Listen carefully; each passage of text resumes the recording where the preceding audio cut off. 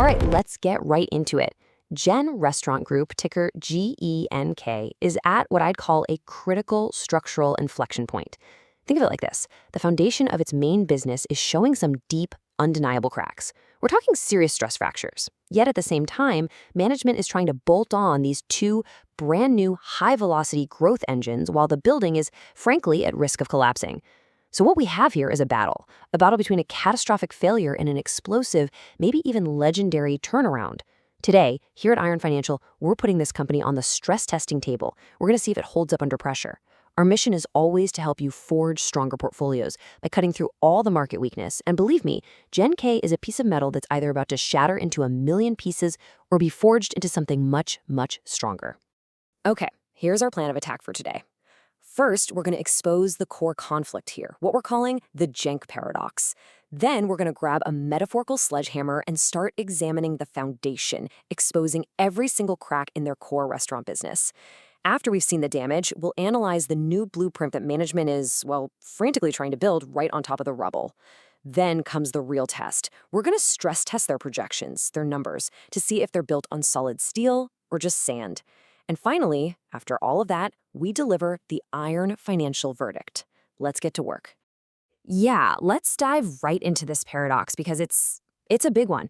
You look at the stock chart and it looks like a controlled demolition. It's just been decimated. But then you look over at what Wall Street's saying and they're calling it a strong buy. That's the disconnect. So what is going on? Is this some brilliant turnaround play that the rest of the market is just completely missing? Or is it a classic value trap with a faulty foundation that's just seconds away from giving away entirely? That's the real question we're here to answer. And you know, what's really fascinating here is the sheer scale of this disconnect. Just look at these numbers on the screen. The stock hit a 52-week high of over $5.50. Now it's trading for under $2.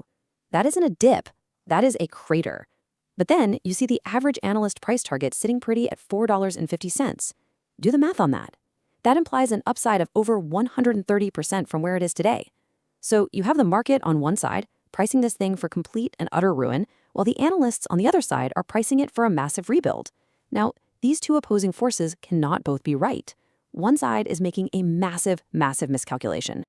Exactly. I mean, the hard reality for anyone who's held this stock is a nearly 65% loss in value over the last year. The sentiment is just in the gutter.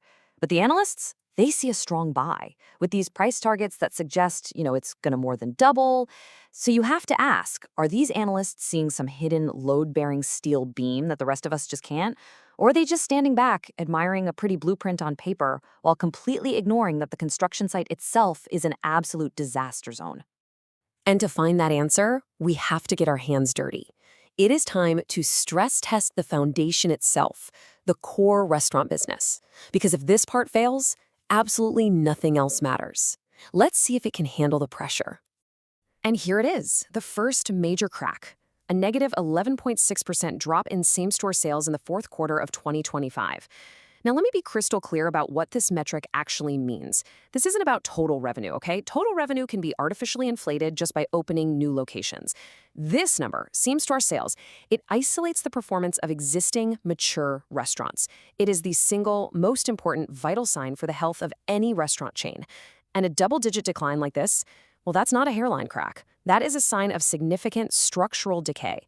It means fewer people are walking into their established locations and spending money, period. And no, this isn't some one-quarter fluke. This wasn't just a bad holiday season. For the full year of 2025, same-store sales were down almost 8%. So that Q4 drop wasn't an anomaly. It was an acceleration of an already very dangerous trend. This is a systemic issue, not a blip. The core business is bleeding out, and the hemorrhage is actually getting worse. So what's management's explanation for this? Well, here is a direct quote from the CEO, David Kim. He's blaming external factors. He points to immigration enforcement affecting his core Hispanic customer base, and he also points to rising fuel prices. Now look, these might be real headwinds, for sure, but is this a legitimate explanation for a nearly 12% drop in traffic? Or is it a convenient excuse to mask deeper problems with the brand, or the service, or the food itself? Whenever a CEO immediately points the finger outward, you have to ask yourself, what are they maybe hiding internally? And this chart just shows the financial carnage. Let's just walk through the damage line by line so we can see what's happening. First, look at revenue. It ticked up slightly, okay, from about $208 million to $212 million. But like we just said, that's a mirage. That's just created by opening 15 new restaurants. The real story is in profitability.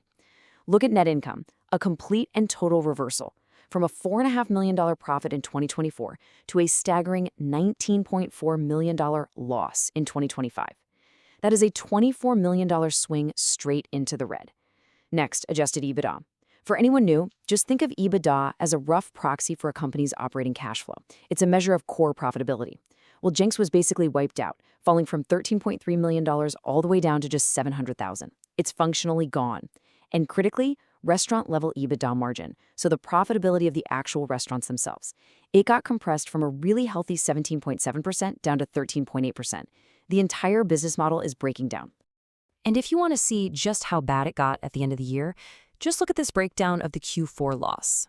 An operating loss of over $12 million is bad enough, but the crucial keys of this pie right here is the $5.5 million slice for asset impairment. Let's be very clear about this. An impairment charge is an accounting admission of failure. That's what it is. It means the company is officially stating on its legal documents that its own assets, its restaurants, are worth $5.5 million less than what they thought they were. They are literally writing down the value of their own foundation. This isn't just a loss from bad operations. This is a loss of faith in the value of their own past investments. And this brings us to what might be the most dangerous number of all. At the end of 2025, GENK had just $2.8 million in cash and cash equivalents left on its balance sheet. Just let that sink in for a second. A company with over $200 million in revenue is operating with less than $3 million in the bank. For context, they ended the prior year with $23.7 million. They burned through over 90% of their cash reserves in a single year. Their liquidity is on life support. Now, they do have a $20 million credit line they can draw on, but that's just taking on debt to plug the holes in a sinking ship. From a liquidity perspective, this is a 5-alarm fire. Okay, so let's just recap for a second. Same-store sales are in an absolute freefall. Profitability has evaporated. They're literally writing down their own assets as failures. And they are almost completely out of cash. The original structure looks like it's about to implode. But just as you're about to call the demolition crew, the bull case suddenly shows up and says, whoa, hold on. You're looking at the old building. Let us show you the new blueprint. That's exactly right. The bull argument here isn't about patching up the old foundation. It's about a frantic, high-speed rebuild. While that core restaurant business crumbles, management is desperately trying to erect 2 new pillars that they believe can support the entire company. One is a consumer packaged goods business, and the other is a massive gift card program. The bet is simple, really. Can they build this new structure faster than the old one collapses? So first, let's just be clear on what CPG, or consumer packaged goods, actually means in this context.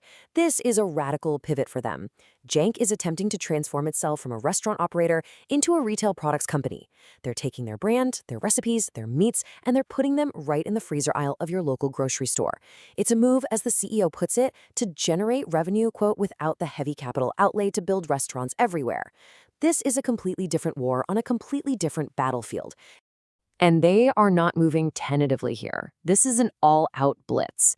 In October of 2025, they started a pretty small test with just 4 products in about 30 stores. The CEO said, and I'm quoting, "The business blew up." So by early 2026, we're talking just a few months later, they were already in over 800 locations. Their target for the end of this year, 2026, is 1,500 to 2,000 grocery stores. And the big goal, the 3-year goal, a run rate of over $100 million in annual revenue from this division alone. This isn't some little side project. This is their new centerpiece. The ambition here is absolutely massive. Okay, so how are they planning to pull this off so quickly? Well, they claim to have a few secret weapons. First, they're using the exact same meats and marinades from the restaurants, which, that's a good hook for quality.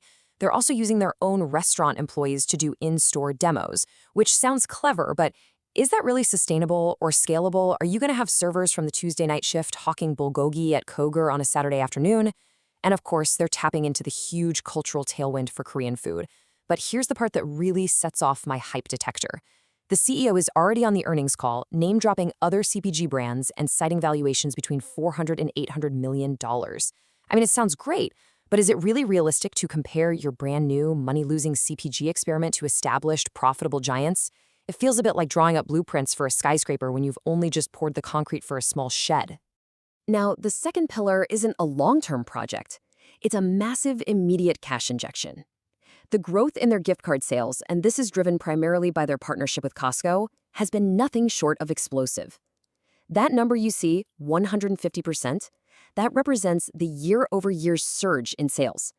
And for a company that is bleeding cash, this is a critical lifeline. For the full year of 2025, GENK sold a staggering $29 million worth of gift cards. This is an incredibly powerful mechanism for them right now. It pulls cash into the business immediately, cash they desperately need. It also serves as a huge marketing engine, getting their brand name in front of millions of Costco shoppers.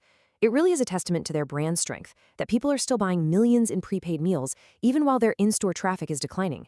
Okay, but is it really a testament to brand strength, or could it be a sign of desperation? You're pulling future revenue forward, and you're doing it at a steep discount. You know how it works at Costco.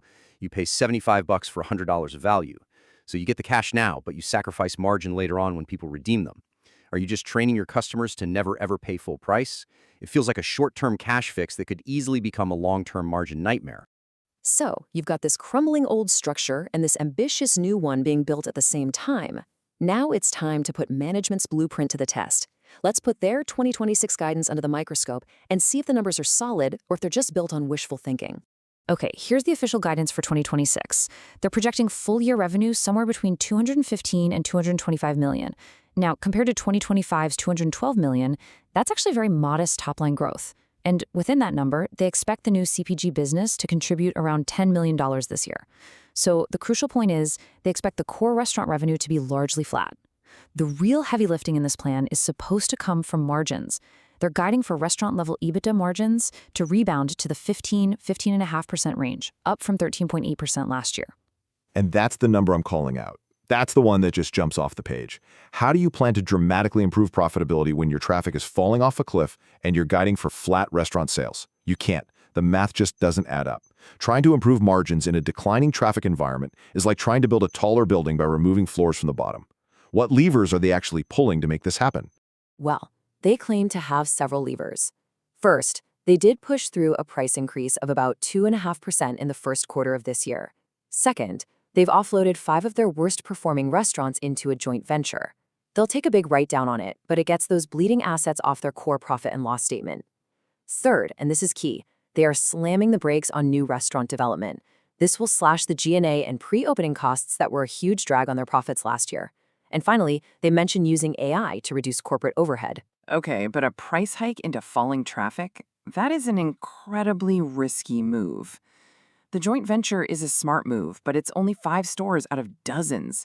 And slowing growth is necessary for sure, but it's also a clear admission that the old model isn't working. As for AI, come on. That's become the go-to buzzword for every company trying to signal that they're being efficient. Are these fundamental structural repairs, or are they just patching the drywall and adding a fresh coat of paint while the foundation continues to sink?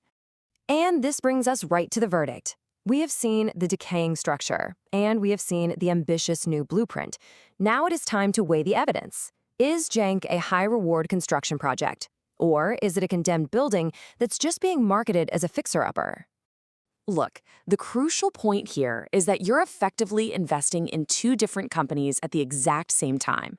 The bear case is staring at the legacy company, a structure that's defined by collapsing sales, vaporized margins, a terrifyingly low cash balance, and a formal admission that its past investments have failed. The risk of total failure here is not zero. It is very significant. And it's a risk you face right now, today.